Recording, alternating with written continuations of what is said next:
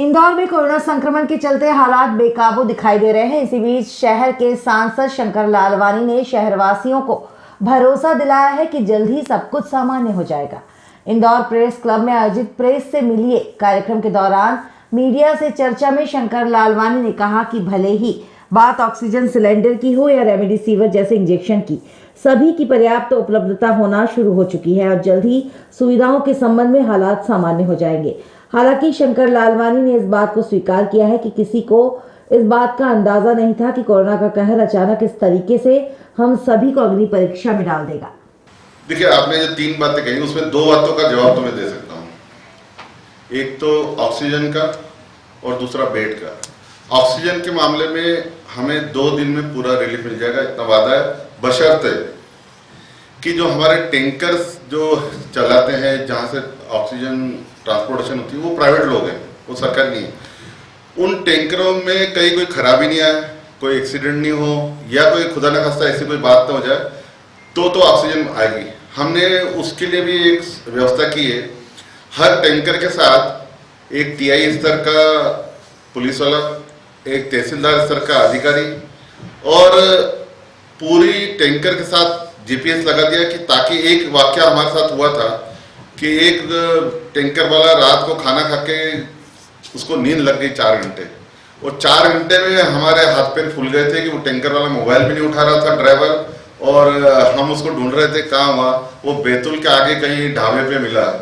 तो अब हमने निर्णय लिया कि हर टैंकर के साथ एक टीआई स्तर का, तहसीलदार स्तर का व्यक्ति रहेगा, वो टैंकर के साथ रहेगा। दूसरा, हमने प्रदेश सरकार से निवेदन किया था, उस प्रदेश सरकार ने उस चीज को माना है कि हम टैंकर में जो मेडिकल का निशान रहता है प्लस वाला, वो टैंकर पे लगा देंगे और उसमें ग्रीन बत्ती जो एम्बुलेंस की लगी वो भी लगा देंगे, ताकि लोगों को मालूम पड़े कहीं बैरिकेडिंग पे और टोल पे नहीं रोके। ये जो समय बचत की बात है ये बहुत महत्वपूर्ण है, क्योंकि जो गुजरात से टैंकर आता है उसको उसकी स्पीड भी लिमिट है, उसको स्पीड बढ़ा नहीं सकते क्योंकि उसके प्रोटोकॉल तय है। वो हमारा 12 घंटे में आता है, लेकिन जब हम भिलाई से लाते हैं तो समय ज़्यादा लगता है। अब हम समय जब दुगना लगता है तो टैंकर भी हमें दुगने लगेंगे। तो हम सब लगे हुए हैं टैंकरों की व्यवस्था के लिए।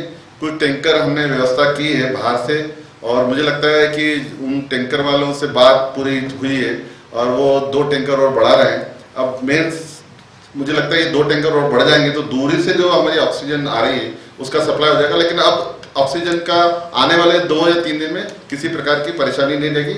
इंजेक्शन को लेकर मैं इसलिए नहीं बोल सकता कि ये प्राइवेट मैन्युफैक्चरिंग है, पर मैंने कल ही माननीय केंद्रीय मंत्री को जो इसको कंट्रोल कर रहे हैं उनको मैंने पत्र लिखा है, माननीय मुख्यमंत्री जी को भी पत्र लिखा है कि हमारे इंदौर और इंदौर के आसपास, क्योंकि इंदौर में आसपास के लोग भी इंजेक्शन खरीदने आते हैं, तो जो मैंने डीलर से बात की थी और डीलर ने मुझे पत्र भी दिया था कि हमें 10,000 के आसपास इंजेक्शन की आवश्यकता है ताकि हम इस आपदा से बाहर निकल सकें, और उन्होंने ऑर्डर बुक किया है। हमने प्रदेश सरकार को और केंद्र सरकार को लिखा कि 10,000 इंजेक्शन हमें उपलब्ध कराया जाए। मेरी माननीय केंद्रीय मंत्री जी से बात की, वो उन कंपनी वालों से लगे हुए हैं। वो चूंकि प्राइवेट कंपनी का इशू है, लेकिन हम प्रयास कर रहे हैं। 2 की गारंटी है, ऑक्सीजन और बेड आने वाले दिनों में 1,000 बढ़ जाएंगे। शंकर लालवानी ने यह भी कहा कि सभी जनप्रतिनिधि राहत कार्य में जुटे हुए हैं, जबकि कांग्रेस इस मामले में राजनीति कर रही है। शंकर लालवानी ने आत्मदाह करने संबंधी संजय शुक्ला के बयान पर उन्हें सलाह दी है। शंकर लालवानी का कहना है कि अभी चुनाव बहुत दूर है, इसलिए संजय शुक्ला को ऐसे समय राजनीति नहीं करनी चाहिए। देखिए, अब ये तो मुझे लगता है कि ऐसा शब्द उनको उपयोग में नहीं करना चाहिए।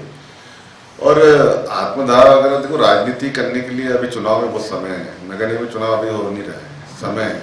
तो जब चुनाव आएंगे तब इस प्रकार की राजनीति करना चाहिए। अभी तो हम सबको मिलके इस आपदा से निपटने के लिए प्रयास करना चाहिए। शंकर लालवानी ने यह भी कहा कि स्वास्थ्य सुविधाओं को निरंतर बढ़ाया जा रहा है और जल्द ही मरीज और उनके परिजनों को आ रही परेशानियां समाप्त हो जाएंगी। Bureau report, INN news, Indore.